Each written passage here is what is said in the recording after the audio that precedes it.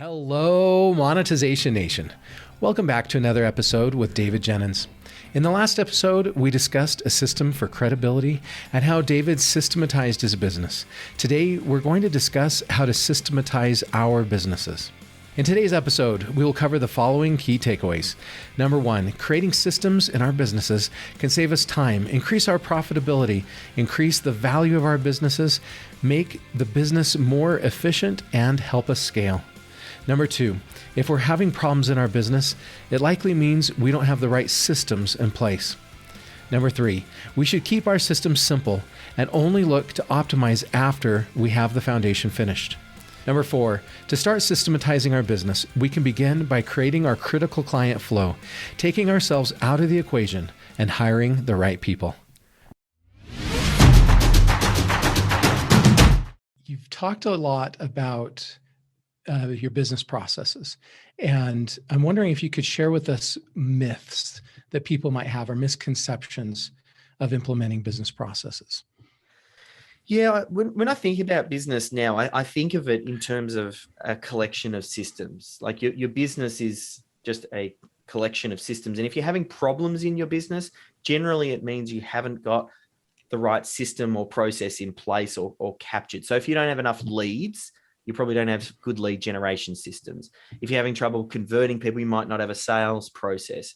If you're getting those clients who constantly follow you up and say, where are you up to with this project? I need help with this. I need help with that. Oftentimes you might not have some sort of onboarding process where you're setting the expectations. Maybe if you're having cash flow issues, you don't have the right finance systems to be following up. So I think about business in terms of a collection of systems, and you need to then think about the 80-20. It's like, how do you identify the 20% of the systems that drive the bulk of the result?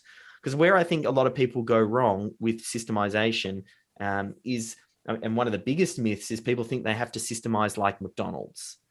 And they, when you think about a systemized business, oftentimes McDonald's is the first thing that comes to mind for a lot of people. But when you think about it, McDonald's has been systemizing for the past 60 years. So if you're looking at the output of what they've got today, they've had time to systemize every facet of their business, and they've got detailed processes and these big, thick manuals, and they've got McDonald's University, and people think, oh, that's a systemized business. But what you need to do is go back and think, how did McDonald's get started 60 years ago? And you hire a movie like The Founder, which is that Michael Keaton movie, and it tells the McDonald's story. Early on in the movie, he goes out onto a basketball court with some chalk, and they scratch out and chalk out the layout of a store.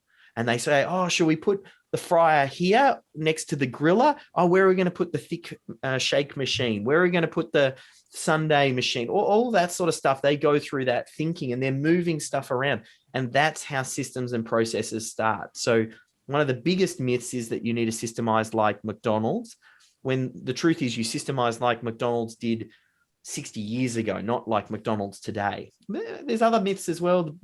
The business owner thinks that they need to create the systems and the processes, but generally speaking, they're the worst person in the business to be doing it, because they're busy and they don't have time. So you have to think about how to make this a two-person job. Like, that's one of the little things we talk about in systemology. Systemizing is a two-person job. You've got the knowledgeable worker, but then you've got some sort of documenter as well. And you record the knowledgeable worker doing their thing, and then the documenter documents it. This idea that you're going to need hundreds of systems when potentially 20, 15 systems, when really well documented, if they're the right systems, will be a game changer for a lot of business owners. People often try and overcomplicate it. They think some software is going to be the magical solution for systemizing their business. It's all of this baggage that someone has, and the business owner typically is not a systems person. So they avoid it. And what they don't understand is you can have a systemized business even if you're not a systems person. Like I don't like writing systems and processes. That's not my thing. I don't get excited by doing bullet points and lengthy documents and things like that. But as a business owner, I fall in love with the result. Like I've seen businesses that are systemized versus those that aren't systemized, and they're night and day difference. And it's, if you want to grow and scale beyond you and you want to remove the business owner, you have to get your systems and your processes dialed in, because that's how you can say, this is how we do things here. And that's how you teach your team how to deliver to a certain standard and how to make sure that there's no person dependency. So that's, I mean, they're just a few of the myths, but and I'm sure a lot of people listening as well, like if you're honest with yourself, say, when I think about business systems and processes, what comes up for you? Is that something that you go, oh, they're so boring, I don't like them, I don't, I tried to systemize once and it didn't work, so systems aren't for me? You want to be honest to hear what that is, and then figure out if you can retest that assumption, because oftentimes it's in the approach, it's the way that you did it. There is a better way to systemize a business. I mean, I'm biased. The better way is systemology, but that's really what I've been working on, is solving that problem. So why is this so important for businesses to have great systems? What are the benefits?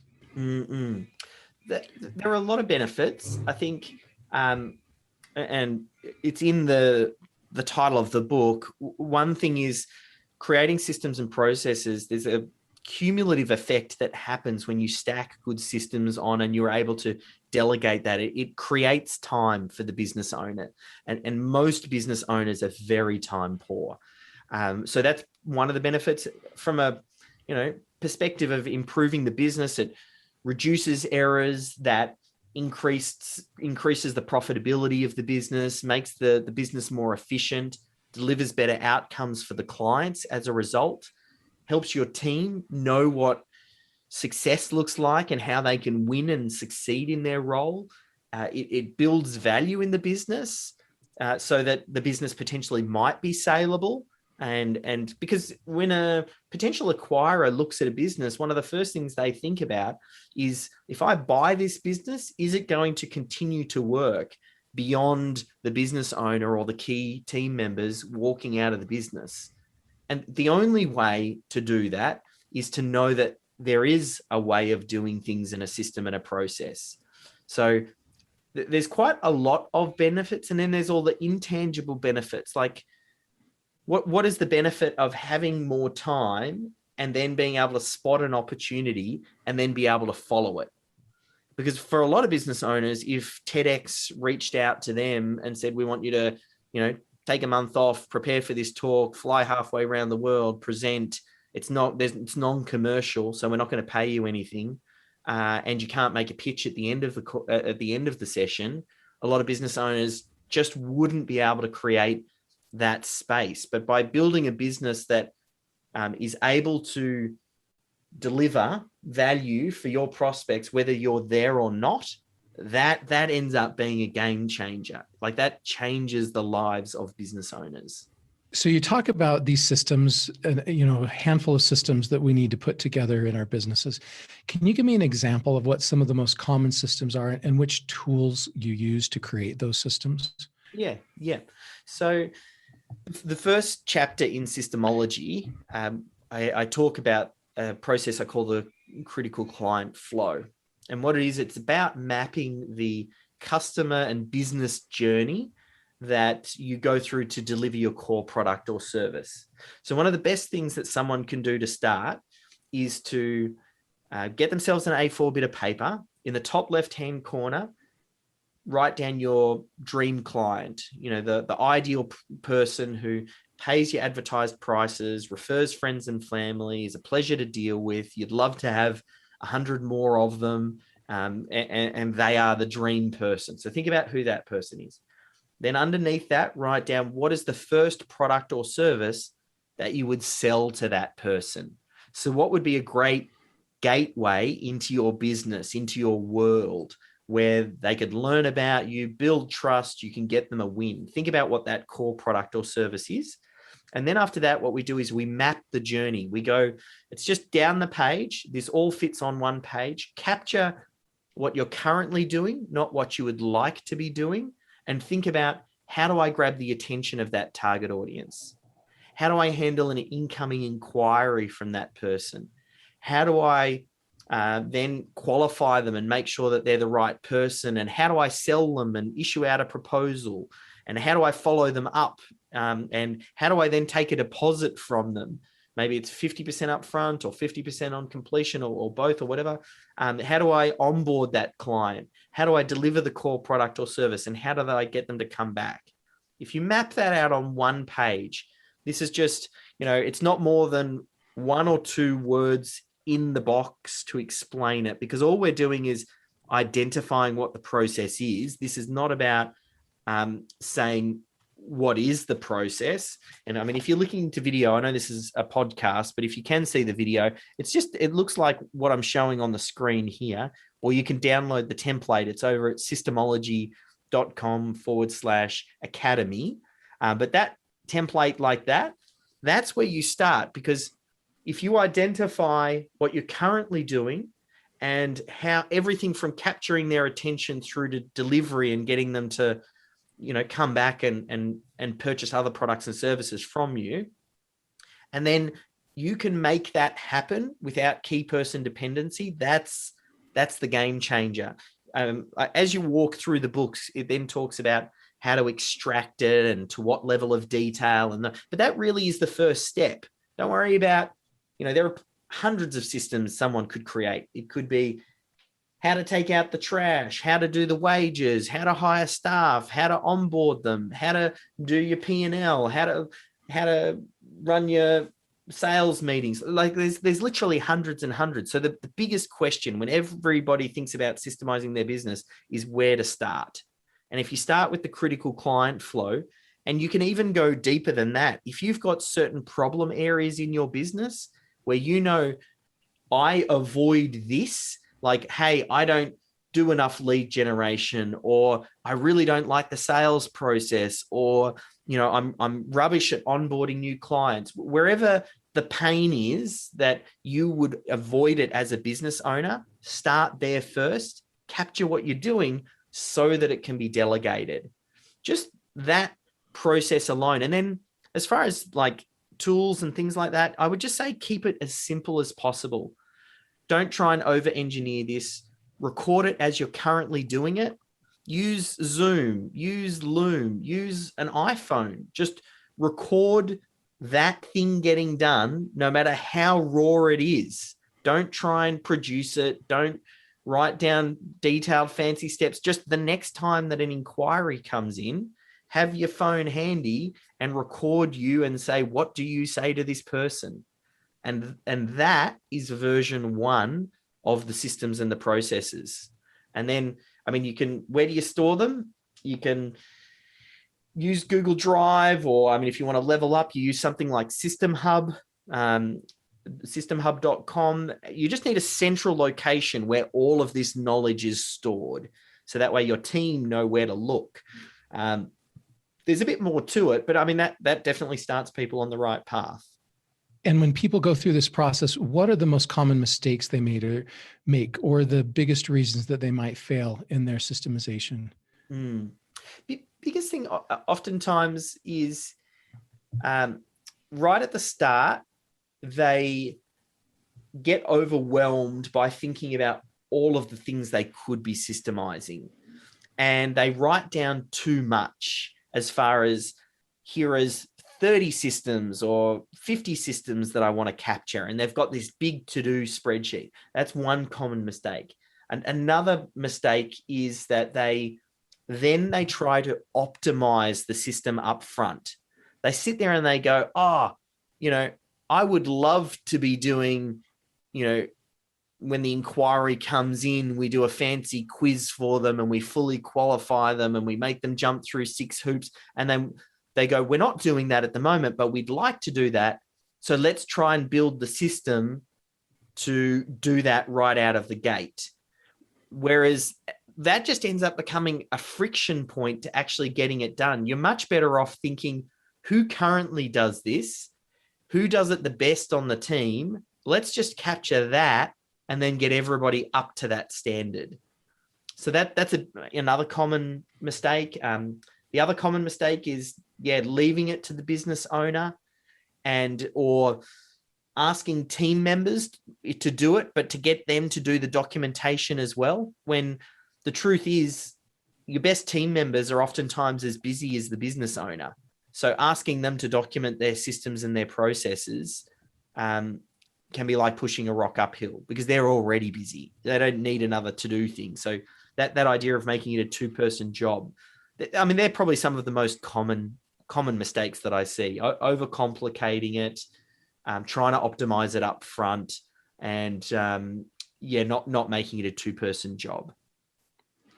You've mentioned a couple times in this interview about having these right people. You mentioned how you found a right person who was running your SEO agency, and how you sold your business after you lost her because that was such a blow. You also talked about finding the person who does a process best in your company and using them to create the system.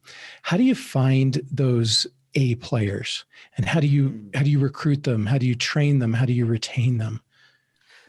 This is definitely something that I'm appreciating more and more the longer that I'm in business, how important it is to get the right person up front. And you're much better off to take time going through the recruiting process to find the right person rather than just getting a warm body. Because the difference between someone who's truly great versus an average or below average team member is more like getting the wrong person is more costly than you realize. So over time, like, you want to develop your recruiting process, a way to attract the right people in.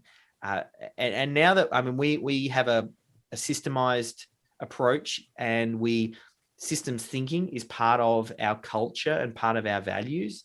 So thinking about what your values are and then building that into the recruitment process. So in our job ad, and when we start, running ads for positions, we'll link to different systems and processes in the job ad that person will need to be completing.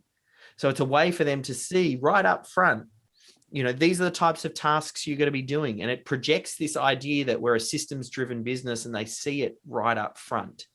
And then you want to have this filtering process where you get people to do, they might fill out a questionnaire or a trial task. They do a few things. You have a couple of different interviews, and you want to create this sequence that enables the star performers to really stand out and shine. So developing your own recruitment system, or at least modeling someone else's to start with, is really the key. There's no real shortcut. Every time that I have just either followed my gut or gone with just a referral on its own, they've always been the team members that it hasn't quite worked out.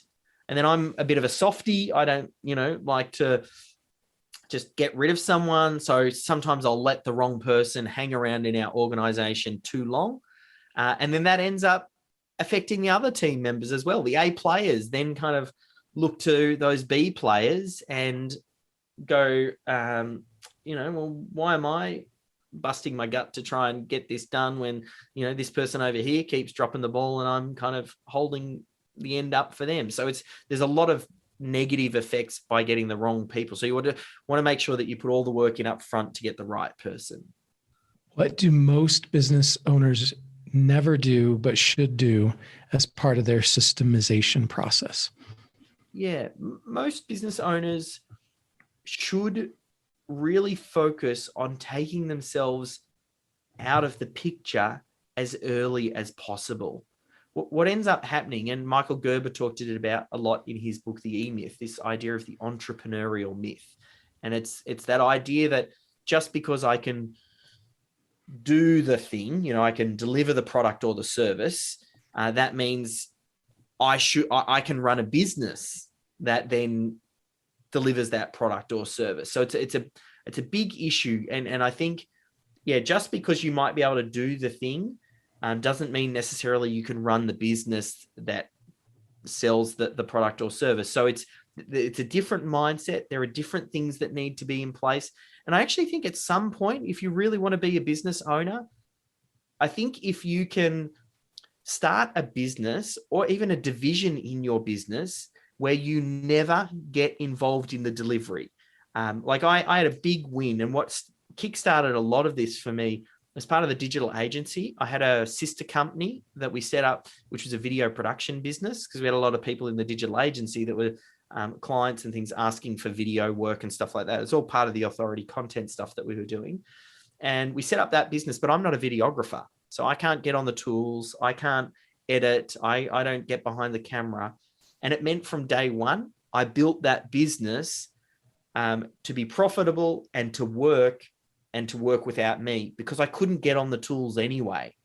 So that was a huge mindset change, because I never got on the tools, which meant I could build that business to work without me infinitely quicker. And then we took a lot of those ideas and then brought that into the digital agency as well. But I think if a business owner can start a division or part of their business where they aren't involved, it will change the way that they think. If they actively seek to not be part of the delivery process, that gets them thinking more at the business owner level. I love it. That's a very important concept. Start right from the beginning, building it so you're not necessary in the day-to-day operations. Thank you so much, David, for sharing your stories and insights with us today. To learn more about or connect with David, you can find him on LinkedIn, Twitter, Facebook, or check out his book.